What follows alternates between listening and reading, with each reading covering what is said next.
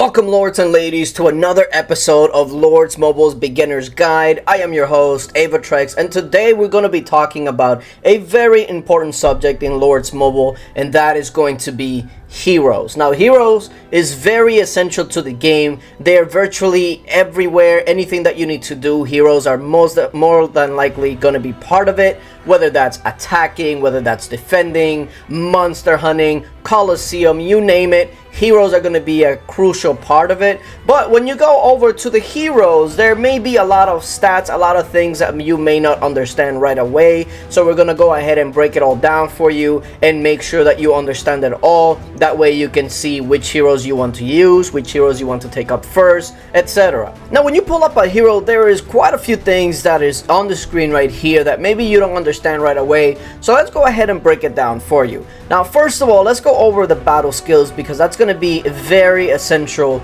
to understanding how your heroes work.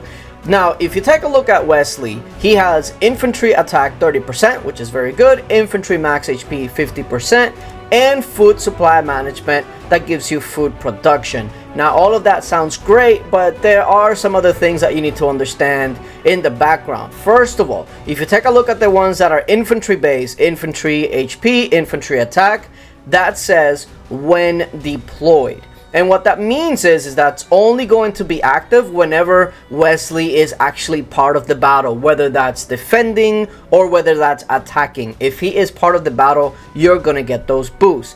The other thing is the food supply management.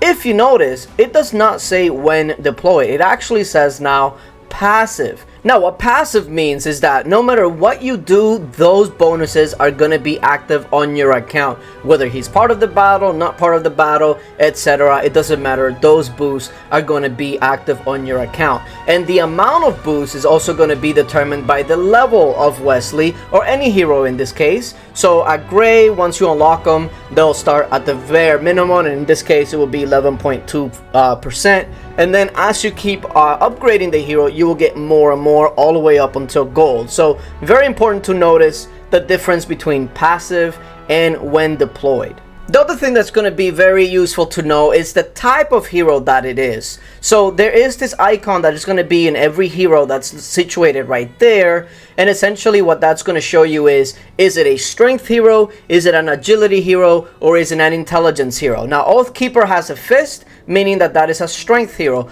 But there are other ways that you can see. So Incinerator has this symbol here, and that means intelligence. And you can go ahead and take a look at Black Crow. And Black Crow has this wing symbol that would notify you that is an agility hero. So all of the heroes will have something along those lines, and that will give you an idea as to what you can expect. So agility heroes are usually heroes that are going to excel more on damage dealing. Then you have the strength heroes. These are going to be heroes that are sturdier. So usually they're going to be tanks, or kind of like brutes, where they're going to be off tanks. They're going to have high HP and usually high attack. And then of course you have the intelligence heroes, that those are going to be the magic based heroes. And now we'll also get into the type of hero that it is. So if you take a look here, Oathkeeper is an infantry type hero.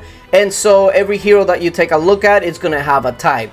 Whether it's infantry, range, cavalry, whatever it may be, you'll see that each hero has a certain type. And that is going to be very important whenever you start doing your marches, where it's like only infantry or only cav, etc. Depending on how your march is going to be, you kind of want to mimic your heroes to match your march. So knowing the type of heroes that you're going to be using, it's going to be very important. Because, for instance, it would not make a lot of sense for you to send a cavalry march with Wesley in the march, because first of all, it's an infantry hero, and second of all, it only gives you infantry stats, so it's virtually going to do nothing for you in a cavalry march. So those are things you definitely want to keep in mind. The last thing I want to go ahead and point out is the fatal strike, or the tactic ability, and that is actually going to be the same throughout all heroes. Now, they're all going to have different names, you know, silent kill, etc., electric shower, but it doesn't matter what it is.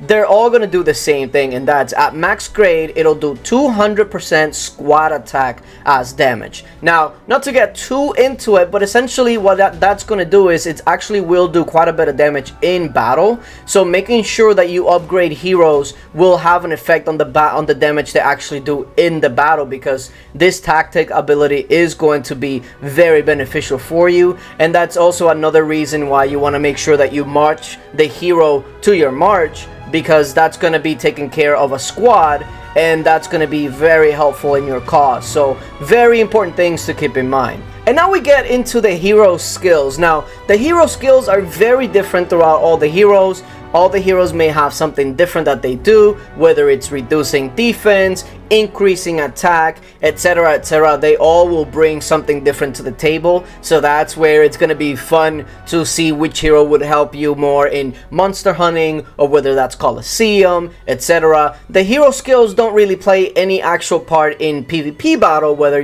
whenever you're attacking another player's castle, etc. The skills aren't actually taken into account. This will only come into play when you're talking about Colosseum, monster hunting, etc. But here's how it would usually go down. At level 20, you will unlock the first skill. Usually this is a passive skill, meaning as long as you have the hero and it's level 20 and it has this unlocked, you're gonna have this. So for instance, static field reduces magic defense by 120.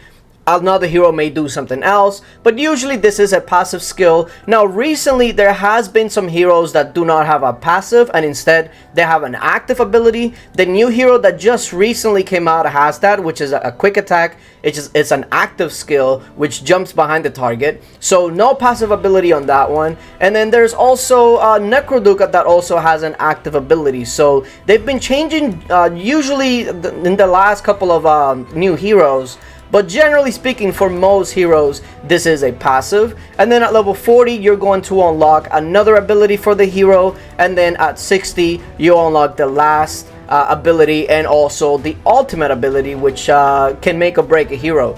So as you keep leveling these heroes up, they're going to gain more abilities, and they're going to become even more important in Colosseum, monster hunting, etc.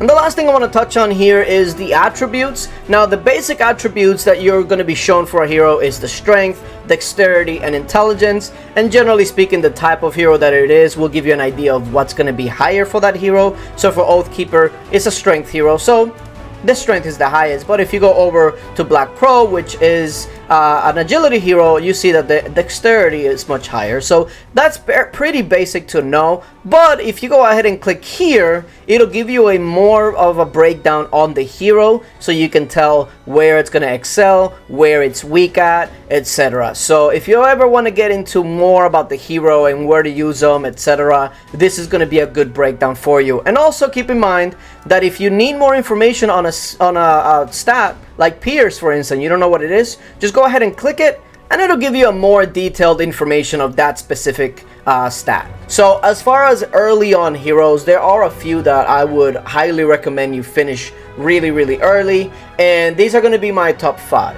Now this is going to be no particular order, but also keep in mind that these are heroes that are going to be really good, especially early on. First of all, this is going to be Child of Light. It is a tank hero, which is very beneficial early for you to go ahead and advance in your hero stages. And not only that, it gives you a cavalry attack bonus and a cavalry max HP bonus, which when you're doing it in battle and defense, attack and HP are the most important stats. So having that in one hero is going to be really good. The next one is going to be Snow Queen. Same thing, range attack, max HP. It's going to be really good, especially early on for range. And now you see that you have your cavalry and you have your range. But that means we also need an infantry. Now my choice for the early infantry hero is Demon Slayer, although there is another choice, which is Oathkeeper. But generally speaking, Oathkeeper is not going to be as useful as Demon Slayer, because number 1, Demon Slayer is much better in Colosseum, and number 2, Demon Slayer is also much better in monster hunting. So that's already a big part of it. And not only that, Demon Slayer, it just looks freaking cool. So you have infantry attack, infantry max HP. So you're seeing a theme here: attack and HP. And if you can get it in one hero, it's going to be king. So those are my 3 for infantry, range, and cav. But we have two more that are going to be giving you army stats. The first one I want to bring up is Bomb and Goblin. Now, Bomb and Goblin only really has army attacks, which is unfortunate, doesn't have HP, but early on you're going to be missing quite a bit of army stats, so you want to, if you can get it from anywhere, that's going to be great. So Bomb and Goblin is going to be great, and one thing to note with army stats is that it goes for your whole army. It means that it's going to count for your infantry, it's going to count for your cav, your range, and yes, even your siege. So having a 20% army attack boost is solid.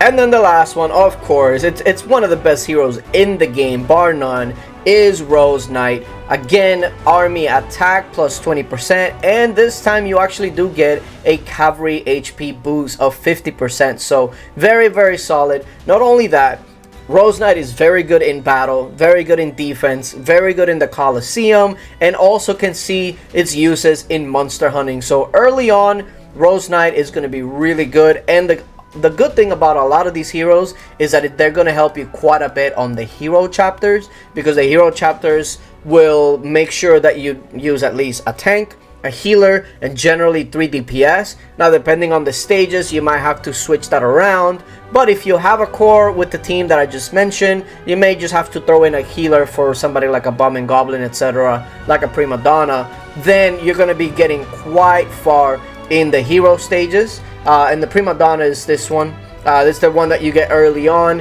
and if you want to get it to like green or blue, perfect. Now here's a quick tip. Early on, you're going to need your stamina to go ahead and keep improving through your chapters and get more chapter progressions, but there may come a time where you stop at a specific point to get more medals for a hero. Now, when you run out of the stamina, you can actually start using Brave Hearts, and what Brave Hearts will do is they'll give you more stamina that you can keep using to get more heroes, or you use it to get more shards or more items for your heroes. Keep in mind that these items are going to be very essential for you to actually keep improving. These are the items that you're going to see here. And whenever you may be missing an item, if you click on it, it's going to tell you exactly what chapters you need to do in order to have a chance to get that item. So if you're not already doing that, make sure that you're using your Brave Hearts not only to keep improving your heroes and your chapters, but to make sure that you actually get more trophies to use for your heroes and keep maxing them out. The more trophies you have, the better it's going to be in game modes like PvP and Colosseum, because they're going to be harder to take down and they're going to deal more damage. And it's also going to be very beneficial on things like monster hunting. So very important thing to keep on top of. Now here's the thing about heroes. There is so many different options. There's also so many different ways that you can get heroes, whether you get it from packs that you purchase, whether you get it free to play doing stages, whether you actually get it from Dragon Arena like Boommeister, or you get it through hell events and things of that nature like Chaos Dragon or Watcher. Whatever it may be that you actually do to get these heroes, there's gonna be a use for them. There is really no bad hero in the game, which is what's really interesting. There may be some different game modes that a hero may not be very good at, but there's generally a use somewhere for that hero. So once you go ahead and you build a decent core, especially for fighting, especially if that's what you're going to be focusing on, then at that point just take up the heroes that you actually enjoy, the heroes that you actually like, whether that's through looks or usefulness, etc. Whatever it may be, take up the heroes that you enjoy. So yeah, there's a lot of that to go with each hero. Each hero has its own way that it shines, so make sure that you make it work for you. But yeah, let me know what you guys think. Next week we're going to be talking about troops, which is the most important thing in Lords Mobile, because without them, well, it's not really a war game, is it? So it's going to be very important to touch up on that and various different ways to go ahead and use them and make sure that you take care of them. So yeah, appreciate you guys for coming through. Make sure that you leave a like, share, and subscribe if you haven't. And until later.